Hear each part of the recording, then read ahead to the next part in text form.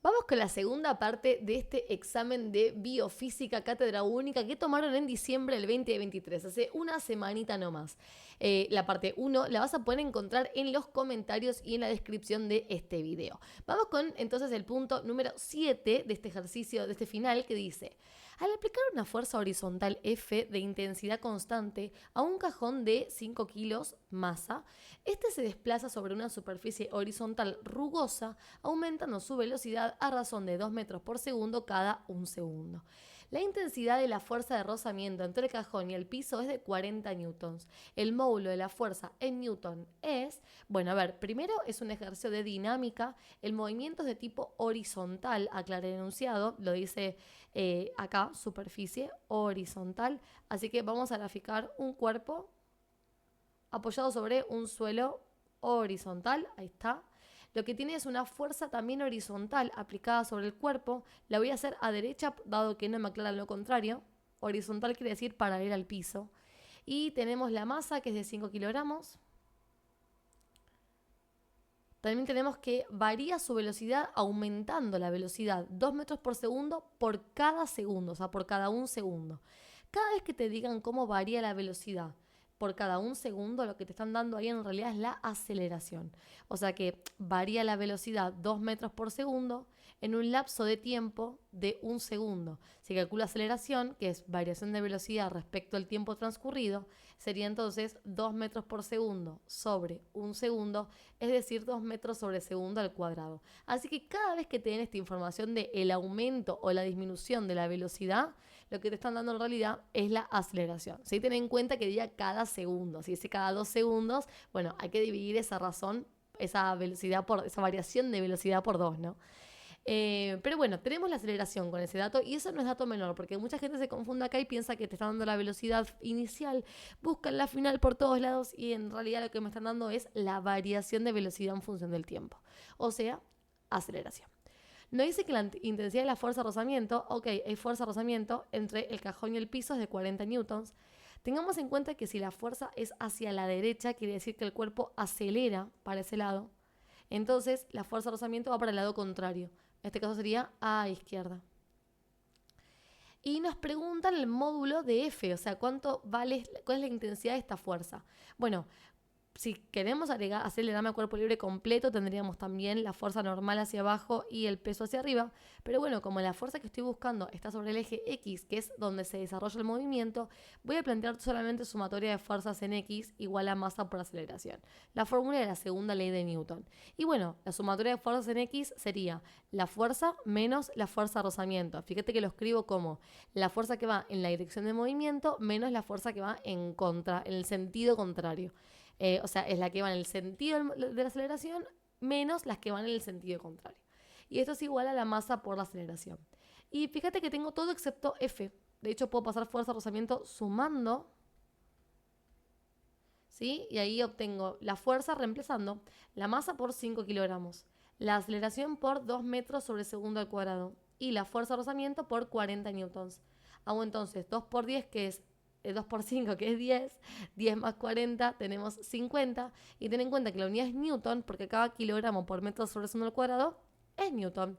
Y listo, ahí tenemos entonces la respuesta de este punto 7 de este final. Punto 8 dice, el gráfico muestra la velocidad de un cuerpo que realiza un movimiento unidimensional en función del tiempo, o sea, en una sola dirección, en el eje X, pasando por el origen de coordenadas en t igual a 0. Es 0 segundos, o sea que comienza acá, cuando el tiempo es 0. El tiempo es el eje X, tiempo 0 es acá, se puede ver que comienza acá el gráfico, ¿no? Cuando la velocidad es menos 2 para un tiempo 0. Se cumple que, dice, la aceleración a los 5 segundos es 0 metros sobre segundo al cuadrado. Bueno, en todo caso, a los 5 segundos, lo que es 0 es la velocidad, ¿sí? Lo que leemos en el eje vertical es la velocidad. La aceleración dudo que sea 0, porque esta recta vertical me está mostrando que está aumentando la velocidad, o sea, variando la velocidad, y si la velocidad varía, la aceleración no puede ser 0. Así que esta primera opción es falsa. La opción 2 dice, el desplazamiento entre 0 y 5 segundos es igual a entre 5 segundos y 10 segundos. Bueno, a ver, el desplazamiento se puede calcular en los gráficos de velocidad en función del tiempo como área entre el eje X y la curva. O sea, entre 0 y 5 se le va a calcular esta área. Y como es un triángulo, voy a usar base por altura dividido 2. Bueno, entonces vamos entre 0 y 5 segundos. A ver, sería base. La base es de 5 segundos, ¿sí? La longitud de ese segmento. La altura de menos 2 hasta 0, menos 2 metros sobre segundos. Y lo divido por 2. Hago entonces 5 por menos 2 dividido 2 y esto me da menos 5, se cancelan los segundos y me queda metros. O sea que menos 5 metros es el desplazamiento entre 0 y 5 segundos. La distancia recorrida son 5 metros, pero el desplazamiento es menos 5. Está yendo en contra del sistema de referencia, por eso da negativo. ¿Qué pasa entre los 5 y 10 segundos? Bueno, acá tengamos en cuenta que también tenemos un triángulo en la representación, vendría a ser esta partecita de acá. Así que para calcular distancia uso base por altura dividido 2. La base es la distancia entre 5 y 10, que serían 5 segundos. Y la altura es la distancia entre 0 y 2, o sea, 2 positivo metros por segundo. Dividido por 2, eso también me da 5, pero positivo. 5 metros positivos, o sea, se desplazó 5 metros en el sentido de la referencia. Se desplazó una distancia de 5 metros en el sentido de la referencia. O sea que el desplazamiento entre 0 y 5 es igual entre 5 y 10. No. La distancia recorrida en todo caso es la misma, pero el desplazamiento es distinto porque va en distinto sentido. Así que esta opción también es falsa. El desplazamiento entre 0 y 15 segundos es mayor que entre 5 y 10 segundos. A ver, el desplazamiento entre 0 y 15 sería la suma de las áreas de acá hasta acá. Así que habría que calcular el área de este triangulito para ver cuánto da. Es mayor que entre 5 y 10, o sea, es mayor que este que ya lo calculamos. Este sería este desplazamiento. A ver, calculamos el desplazamiento entre 0 y 15 segundos. Me faltaría calcular esta última área. Si tenemos área 1, área 2, área 3, si lo queremos fraccionar de esa manera, hay otra forma de hacerlo. Calculemos el área 3, que sería también base por altura dividido por 2. La base es de 5 segundos, la altura de 2 metros sobre segundos, dividido por 2, esto me da 5 metros. O sea que si yo quiero calcular el desplazamiento entre 0 y 15, tengo que sumar las tres áreas. Sería área 1 que dio menos 5 metros, área 2 5 metros y área 3 la acabamos de encontrar, otros 5 metros. Esta suma da 5 metros. O sea que el desplazamiento total entre 0 y 15 es 5 metros positivos. Y dice, es mayor que entre 0 y 10. Pasa que entre 5 y 10, perdón. Entre 5 y 10 nos dio 5. O sea que no es mayor, es igual. Así que esto es falso. Y está preguntando por qué en distintos intervalos de tiempo se desplaza la misma longitud. Es porque va y vuelve, como te decía. Entre 0 y 5 está regresando, después vuelve a desplazarse hacia adelante y hace otro desplazamiento más hacia adelante entre 10 y 15. Entonces, como que se compensan la parte donde regresa 5 y luego avanza 5 y termina quedando solamente como desplazamiento el área 3 en la distancia, en el desplazamiento total recorrido entre 0 y 15. Que ojo, insisto con que no es distancia. La distancia recorrida van a ser como 15 metros, 5 más 5 más 5. Pero el desplazamiento tiene en cuenta el sistema de referencia, tiene en cuenta los signos. Así que se desplazó la misma distancia entre 0 y 15 que entre 5 y 10. Después dice, la posición a los 10 segundos es 0 metros. Y eso en un punto es lo que estoy diciendo, ¿no? O sea, de 0 a 5 retrocedió 5 metros. Y luego avanzó 5 metros. O sea que, ¿cuánto se desplazó desde 0 hasta 10? 0 metros. O sea, lo que hizo fue retroceder 5 y luego avanzar esos 5. ¿En dónde quedó? En la posición 0, finalmente. ¿Sí? O sea, el desplazamiento también te viene a mostrar que si comenzó en la posición 0, retrocedió 5 y luego avanzó 5, ¿a dónde llegó? A la posición 0 nuevamente. Así que tiene todo el sentido del mundo pensar que acá, a los 10 segundos, la posición es 0 metros, ¿sí? Por eso después avanza 5 metros y entre 0 y 15 recorrió lo mismo que entre 10 y 15, digamos, solo 5 metros, porque retrocedió y luego avanzó. Así que esta es la opción correcta. Después dice, la aceleración a los 5 segundos es igual que a los 17. Bueno, la aceleración a los 5 segundos es la aceleración que tiene esta curva. Voy a borrar un poquito acá. la aceleración que tiene esta recta. Recordá que durante toda esta recta la aceleración es constante, así que como es creciente la recta, la aceleración es positiva. Y a los 17 segundos está más o menos por acá, donde la velocidad es 0, así que la aceleración es 0. Imposible que una aceleración que es positiva sea igual a 0, ¿no? Así que este es falso también. Y después dice, en ningún instante entre 5 y 20 la aceleración es negativa. Sí, claro que sí, porque la velocidad no es negativa entre 5 y 20, pero donde la velocidad disminuye, la aceleración es negativa. Así que en ese caso tenemos una opción. Esta opción es falsa porque la aceleración es negativa en esa parte verde que marqué. Y listo, ahí tenemos resuelto el punto 8. Punto 9 de este examen final dice, en el circuito de la figura las tres resistencias tienen igual valor. La lectura del voltímetro ideal es 8 volt, este de por acá. Y la tensión eléctrica de la fuente E es, y nos da opciones. Bueno, a ver, primero veamos cómo están dispuestas las resistencias entre ellas, ¿no? O sea, tenemos la pila.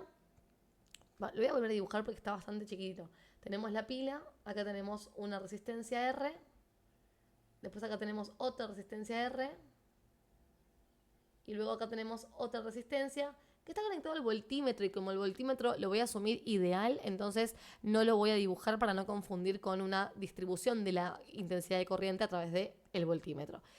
Entonces, ¿cómo circula la corriente? Vamos del borne negativo, sale la corriente, vamos a salir desde ahí, sale la corriente desde la pila, pasa por este cable, sube hasta acá, y cuando llega a este nodo, tiene que separarse en dos corrientes. Una que va a pasar por esta resistencia y otro poco que va a pasar un poquito más por arriba, por esta resistencia, y cuando se vuelven a juntar, se vuelve a formar la corriente original, la rosada, que regresa a la pila. Bien, esto me hace ver entonces que si yo le doy nombres a las resistencias, ponle, esta es la R1, esta es la R2, esta es la R3, entonces R1 y R2 están en paralelo, porque tienen dos corrientes distintas que provienen de una original.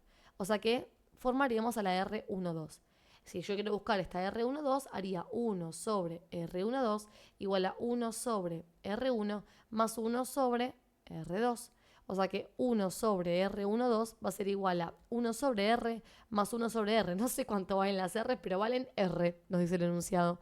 Así que si sumamos acá, hacemos 1 sobre R12 es igual a 1 más 1, 2 sobre R.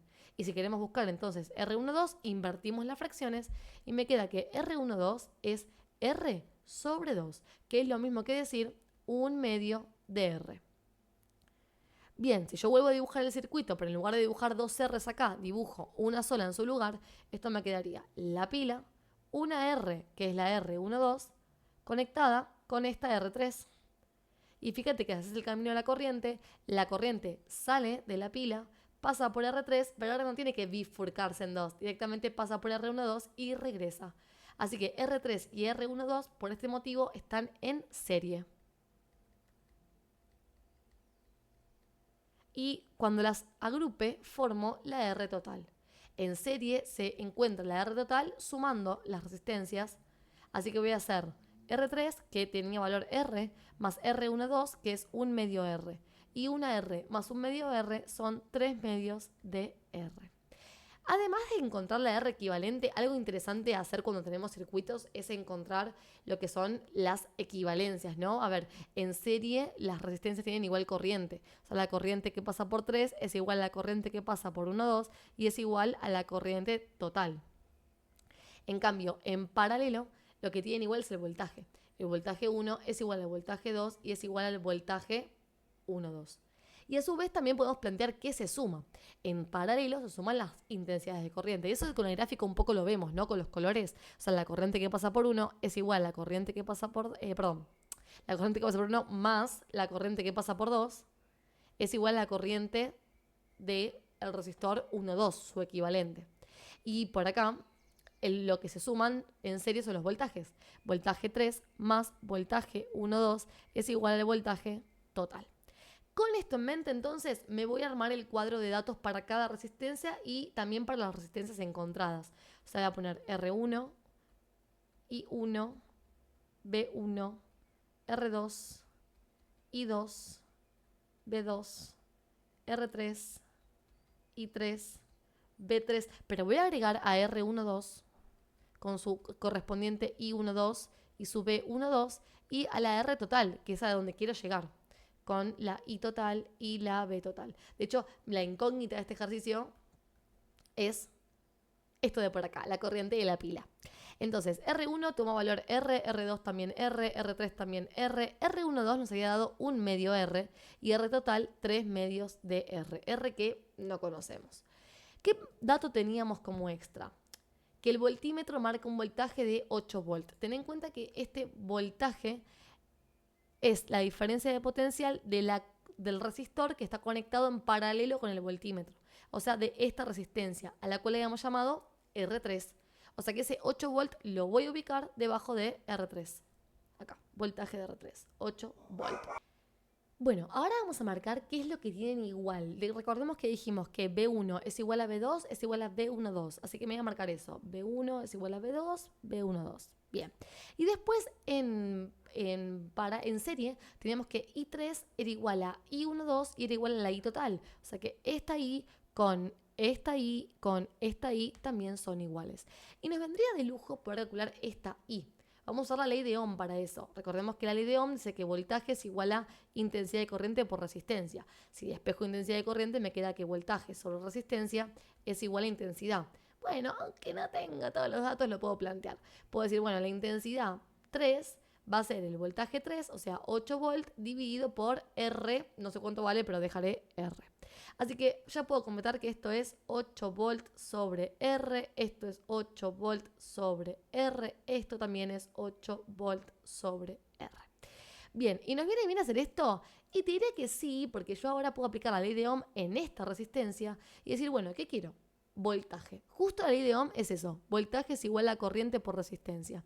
¿Y cuánto es el valor de la corriente? 8 volts dividido por R. ¿Y cuál es el valor de la resistencia total? Tengamos en cuenta que todo esto son totales, ¿no? Y bueno, la R total le hemos calculado y me dio 3 medios de R. Y bueno, fíjate acá que R con R se me simplifican y me termina quedando una cuenta 8 por 3 medios. Si yo hago 8 multiplicado por 3 medios, obtengo el voltaje. Y 8 por 3 medios me da 12 volts. Y listo, esa es la respuesta correcta de este ejercicio, 12 volts. Punto 10, tenemos un poquito acá de principios termodinámicos. Dice, 5 moles de un gas ideal monoatómico pueden evolucionar reversiblemente de A hasta C pasando por B o pasando por D. O sea, tenemos dos caminos. Dice, ¿cómo muestra la figura? Comparando los módulos de los trabajos intercambiados y la variación de entropía del gas en ambas evoluciones, se cumple que... A ver, por un lado nos habla sobre el trabajo en las dos evoluciones y por otro lado sobre la variación de entropía. Ten en cuenta que esto no es un ciclo, ¿sí? Lo que está enunciado claramente es que para llegar de A hasta C se puede tomar este camino o se puede tomar este otro camino. Pero no es un ciclo, ¿sí? Son dos caminos distintos. Entonces, lo primero que me preguntan es qué pasa con el trabajo. Y el trabajo lo puedes mirar como el área bajo la curva. Fíjate que si vos tomás el área de la figura roja con el eje X, tomarías todo esto. Y si te fijas en el área que forma la curva verde con el eje X, tomarías esto. Se nota que la curva verde el área verde está inserta en la roja, y la roja es la verde y todavía más. O sea, es la verde y toda esta parte de acá arriba que no está incluido en la verde. O sea que el trabajo del circuito ABC, la roja, es mayor en módulo que el trabajo de el que marca en verde, o sea, el circuito ADC. Así que ahí tenemos la primera consideración. El trabajo de ABC es mayor que el trabajo de ADC y lo vemos con áreas. ¿Y qué pasa con la variación de entropía? Bueno, yo acá puse las fórmulas de entropía por si es que eran necesarias usarlas, pero en realidad no las necesito. ¿Por qué? Porque a mí me preguntan cuál de las dos evoluciones sufre una mayor o menor variación de entropía. Y la respuesta es que ambos sufren lo mismo. Porque la variación de entropía, al igual que la variación de energía interna, es una función de estado. ¿Qué significa eso? No le importa el camino, le importa el inicio y el fin. De hecho, lo puedes pensar siempre que los que tengan este triangulito adelante, o sea, delta S, delta U, son funciones de estado. O sea, que le importa el camino, no le importa el camino. Y como llego pasando por D o pasando por B llego al mismo punto, partiendo del mismo inicio, entonces la variación de entropía es igual yendo por B o por D, porque no me importa el camino. O sea que la variación de entropía de A, B, C es igual a la variación de entropía de A, D, C.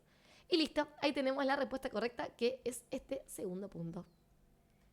Punto 11, nos vamos acercando al final y si todavía no le diste me gusta o comentaste algo o te suscribiste, te invito a que lo hagas ahora, que eso me viene muy bien y me ayuda un montón a que más gente como vos pueda acceder a estas clases y ojalá que le vaya muy bien en el examen. Bueno, sigamos. Dice, se tienen dos capacitores con capacidades diferentes. Se verifica que si se los conecta a una batería, opciones. En serie tienen distinta carga y distinta diferencia de potencial. Falso. Recuerda que la teoría es que en serie los capacitores tienen igual carga, así que es opción incorrecta. Se los conecta en serie y la capacidad equivalente siempre es mayor que la mayor de las capacidades. Bueno, ten en cuenta que, vamos a poner acá B, supongamos que las capacidades fueran iguales o distintas o como sea, en serie la capacidad total se calcula como 1 sobre capacidad total igual a 1 sobre capacidad 1 más 1 sobre capacidad 2. Vamos a ponerle valores. Inventemos. Supongamos que le ponemos capacidad 1 a, no sé, 10 faradios y que la capacidad 2 la hago mayor, 20 faradios.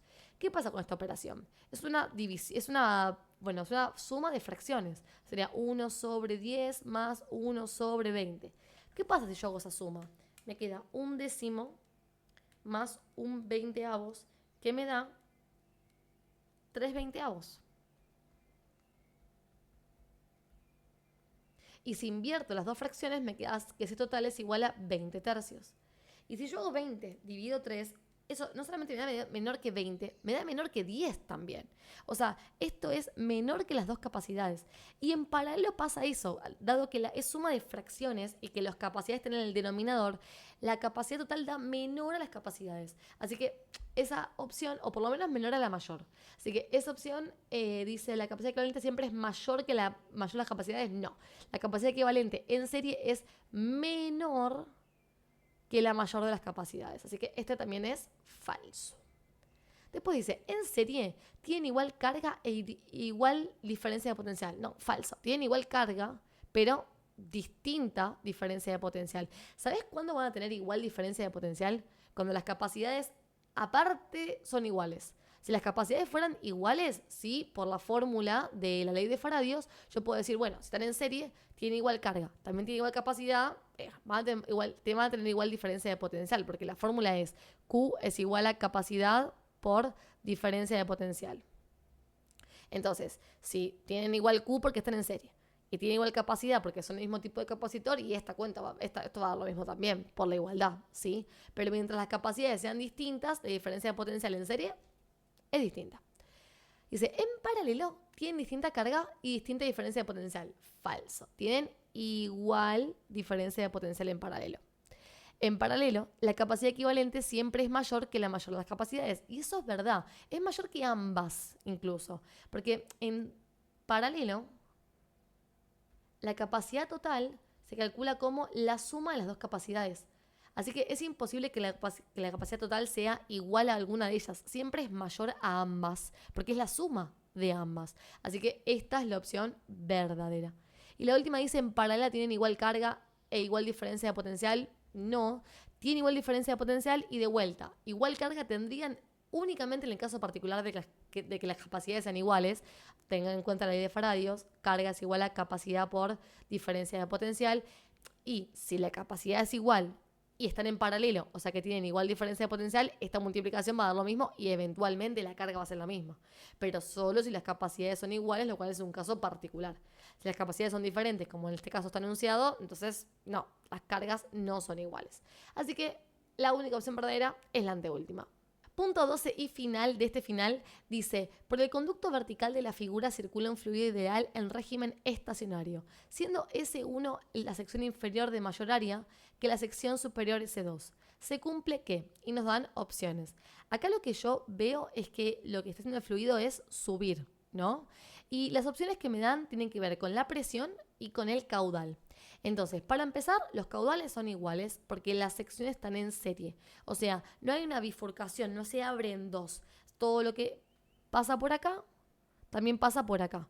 Así que tienen igual caudal. Caudal 1 es igual a caudal 2. Ahora sí sé que la superficie 1 es mayor que la superficie 2, me lo indica el enunciado. Así que puedo interpretar con esto que como él tiene igual caudal, las velocidades sufren lo contrario. O sea, la velocidad de circulación por 1 es menor que la velocidad de circulación por 2. Bien, esto es importante y aparte también otra cosa a notar es el tema de las alturas. La altura 1 es menor que la altura 2. De hecho, podemos calcular, podríamos tener en cuenta como que la altura 1 es 0, porque es la altura más baja del recorrido. Pero bueno, creamos como que altura 1 se ve que es menor a altura 2. Bueno, teniendo esto en cuenta entonces, vamos a plantear la ecuación de Bernoulli para analizar qué pasa con las presiones. Y me gustaría que planteemos no esa fórmula larga choclo, sino la que tiene variación de presión. Esa que dice, variación de presión es igual a 1 medio por densidad por velocidad de salida al cuadrado menos velocidad de entrada al cuadrado, que acá llamamos velocidad 1 a la de entrada, más densidad por gravedad por altura 2 menos altura 1, altura de salida menos altura de entrada. No voy a reemplazar con nada porque datos no tengo, eso es verdad, pero voy a poder hacer un poquito de análisis. Tengamos en cuenta que la variación de presión siempre se calcula como presión de entrada menos presión de salida, en ese orden. Sí, en ese orden, al revés de cómo dispusimos las velocidades. Esto es porque la fórmula de Bernoulli, que iguala los datos energéticos de presión, altura y velocidad de cada momento, ¿no? Del inicio y de la entrada y de la salida, se acomodan de una forma donde, pasando términos, me queda por un lado presión de entrada menos presión de salida y del lado derecho velocidad de salida menos velocidad de entrada y altura de salida menos altura de entrada, o sea, al revés. Así que no te preocupes porque esto quedó al revés, porque esto tiene que ver con cómo matemáticamente se acomodó la ecuación de Bernoulli. Tiene que quedar al revés sí o sí. Entonces, entendiendo eso, tengamos en cuenta qué pasa con estas operaciones. A ver, acá dijimos que la velocidad 2 es mayor que la velocidad 1. Así que si este número es mayor que esta resta va a dar positiva, porque este es mayor. Y también dijimos que la altura 2 es mayor que la altura 1. Así que esta resta también va a dar positiva. Este número es más grande que este. La resta va a dar positiva. Entonces, ¿qué acabamos de encontrar? Que este término es positivo, porque la densidad nunca va a ser negativa, al igual que la gravedad. Este término es positivo, así que la variación de presión es positiva, o sea, mayor a 0. Y si despejamos, me queda que la presión 1 es mayor que la presión 2. Así que ahí tenemos la segunda consideración. Los caudales son iguales por estar dispuestos los caños en serie y la presión 1 es mayor que la presión 2. Y listo, ahí tenemos la respuesta del punto 12. Bueno, hasta acá entonces este examen final. Espero que te haya sido de ayuda y si fue así, coméntamelo. Y te cuento también que para este final, el intensivo de verano o bien la materia en los próximos cuatrimestres que se vienen, tengo un curso que lo puedes encontrar en Google como claseconmaca.com. Espero que te sirva y que te sirvan estas clases. Todo lo nuevo que esté generando lo voy a anunciar en Instagram, que también puedes seguir. Ahí me encontrás como Clase con Maca. Nos vemos en una próxima clase. Adiós.